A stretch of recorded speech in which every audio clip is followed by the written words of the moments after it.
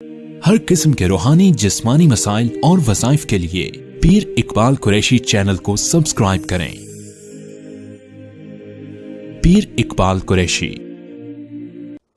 نحمده ونصلی علی رسولہ الکریم، اما بعد فاعوذ باللہ من الشیطان الرجیم، بسم اللہ الرحمن الرحیم۔ انسان کو اللہ رب العزت کی پناہ حاصل ہو جائے تو کوئی دنیا کا فرد اس کو نقصان نہیں پہنچا سکتا۔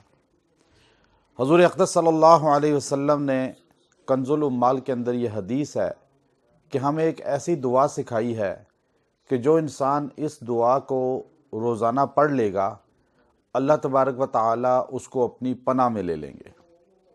اس دن اس کو کوئی چیز بھی نقصان نہیں پہنچا سکے گی، چاہے وہ انسانوں میں سے ہو، چاہے وہ جنات میں سے ہو، یا کوئی موذی جانور ہو۔ انسان کو چونکہ بعض اوقات ایسے دشمن ہوتے ہیں، حاسد ہوتے ہیں، بغض والے ہوتے ہیں، جن کا پتہ نہیں ہوتا کہ مجھ سے کون نفرت کرتا ہے، بغض کرتا ہے، حسد کرتا ہے۔ دنیا میں ایسا کوئی انسان نہیں ہے جس کے سارے ہی محب ہوں۔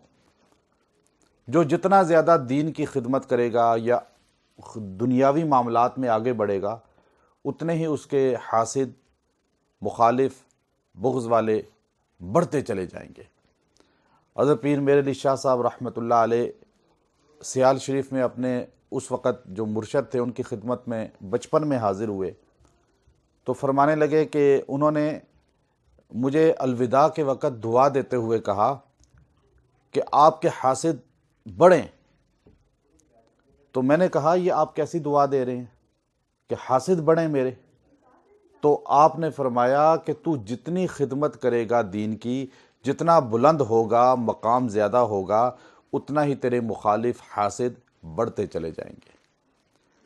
اب جو انسان جتنا کام زیادہ کرتا ہے، دنیا میں مقام پا لے، دنیا میں زیادہ بلند ہو جائے یا دینی معاملات میں، اتنے اس کے مخالف زیادہ ہوں گے، اس کو پتہ ہی نہیں ہوگا۔ یہ دعا ایسی ہے کہ آپ اپنے گھر بیٹھ کے پڑھیں گے، جہاں دنیا کے کونے میں بھی آپ کا مخالف ہے، اللہ اس کے شر سے آپ کو بچا لے گا۔ ہو سکتا ہے آپ کے گھر کے اندر ہی ہو سکتا ہے آپ کے محلے میں ہو، آپ کے خاندان میں ہو، آپ کے دفتر میں ہو، آپ کی مارکیٹ میں ہو، آپ کے ادارے میں اور ہو سکتا ہے آپ سے بہت دور ہو۔ اب ان سب کے شر سے بچنے کا مجرب عمل ہے، یہ بہت مجرب عمل۔ آپ دیکھیے دنیا میں سب سے زیادہ حسد کس شخصیت سے ہے؟ اگر آپ دنیا میں آج نوٹ کریں، دنیا میں سب سے زیادہ حسد امام الانبیاء محمد عربی صلی اللہ علیہ وسلم سے ہے۔ بغض حسد ہے نا دنیا میں سب سے زیادہ ان سے۔ آج دنیا کے اندر 7 ارب آبادی ہے، 7 ارب، ان میں سے 2 ارب تقریباً مسلمان ہیں۔ 5 ارب کون ہے دنیا میں؟ کافر ہیں نا، اور وہ کافر حضور سے محبت کرتے ہیں، بلکہ کس طرح توہین کرتے ہیں۔ اب 5 ارب کس کے مخالف ہیں دنیا میں؟ محمد عربی صلی اللہ علیہ وسلم۔ پھر حضور کے بعد امت میں سب سے بڑا کون ہے؟ ابو بکر۔ آج آپ دیکھیے ابو بکر صدیق رضی اللہ تعالیٰ عنہ کے دنیا میں حضور صلی اللہ علیہ وسلم کے بعد سب سے زیادہ مخالف ہیں۔ کتنا بڑا طبقہ ہے جو توہین کرتا ہے ابو بکر صدیق کی، لیکن حضور کا نام لیتا ہے۔ ایسا ہے یا نہیں؟ پتہ یہ چلا کہ جو جتنا زیادہ کام کرے گا اس کے مخالف، اب کسی کا کوئی جی فلاں تو اس کی مخالفت کرتے ہیں، یہ جملہ نہ کریں، یہ اس پر اعتبار نہ کریں، بلکہ یہ دیکھیں کہ وہ جس کی مخالفت کی جا رہی ہے وہ کام کتنا کر رہا ہے۔ خالی مخالفین ہیں جی ان کے، فلاں کے محب تو ہو ہی نہیں سکتے سارے، دنیا میں کسی نبی کے سارے محب نہیں تھے۔ فَإِذَا هُمْ فَرِيقَانِ يَخْتَصِمُونَ، کہا نا وَلَقَدْ أَرْسَلْنَا ثَمُودَ، حضرت سمود جو ہے نا اللہ نے صالح السلام کو بھیجا جب سمود قوم کی طرف، تو جب آپ نے ان کو تبلیغ کی تو ساروں میں فرقے، فریقانی، ان کے فرقے بن گئے، اختلافات شروع ہو گئے۔ تو اس لیے اب آپ جب کام کریں گے، چاہے وہ دینی کام ہو یا دنیاوی کام ہو، مرد ہو یا عورت ہو، آپ دین کا کام کریں، آپ دنیا کے معاملات میں آگے بڑھیں، تعلیم اچھی ہو جائے، کاروبار اچھا ہو جائے، آپ کا گھر اچھا آپ نے بنا لیا، اب آپ نے اچھا لباس پہن لیا، اچھا کھانا آپ کا کھایا جا رہا ہے، دینی معاملات میں آپ ترقی کر رہے ہیں، مدرسہ بنا لیا، مسجد بنا لی، آپ ادارے چلا رہے ہیں، آپ تبلیغ کر رہے ہیں، آپ وعظ و نصیحت کر رہے ہیں، آپ کو ہزاروں لوگ ماننے والے ہیں. اب اس سارے معاملات میں مخالفین زیادہ ہوتے ہیں یا نہیں ہوتے؟ ہر معاملے میں، دین کے معاملے میں بھی، بلکہ دین کے معاملے میں زیادہ ہوتے ہیں دنیاوی معاملات کی بنسبت. حضرت مولانا اشرف علی تھانوی رحمۃ اللہ علیہ نے اس پر باقاعدہ لکھا ہے. اب اس لیے اس سے بچنے کا مجرب عمل، جو 3 مرتبہ یہ چھوٹی سی دعا روز پڑھے گا، 3 مرتبہ، اللہ تبارک و تعالیٰ اس دن ساروں کے شر سے اسے بچا لیں گے، انس جن کے. وہ دعا کیا ہے؟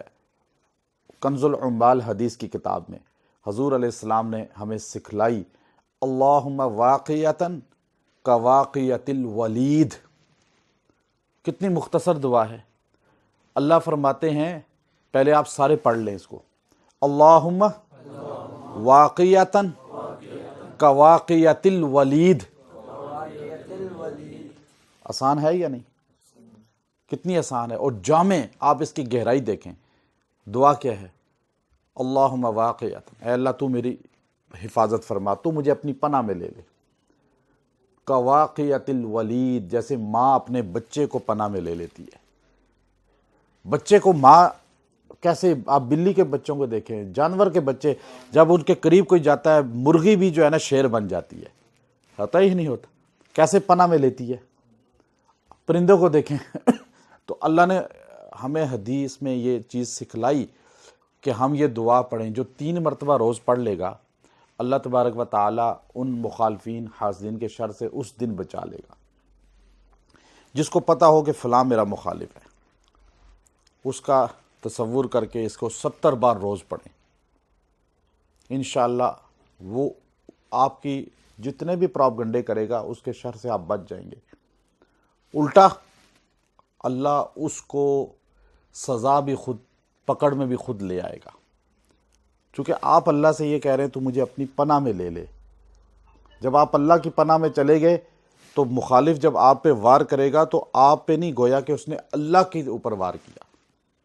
چونکہ آپ کا پناہ مکے میں یہ تھا نا، پہلے زمانوں میں دشمن کوئی پناہ دے دی تو کوئی اس کو ہاتھ نہیں لگا سکتا تھا. آپ اس زمانے کو سامنے رکھ کر، کافر بھی جب مسلمان کو پناہ دے دیتے تھے تو دوسرا کافر اس مسلمان کو ہاتھ نہیں لگا سکتا تھا. پناہ اس کو کہتے ہیں. جب آپ اللہ کی پناہ میں آ گئے پھر کوئی آپ کو نقصان نہیں دے سکتا. بس دعا کا اہتمام کریں، اللہم واقعتاً کواقعت الولید، وآخر دعوانا ان الحمد للہ رب العالمین.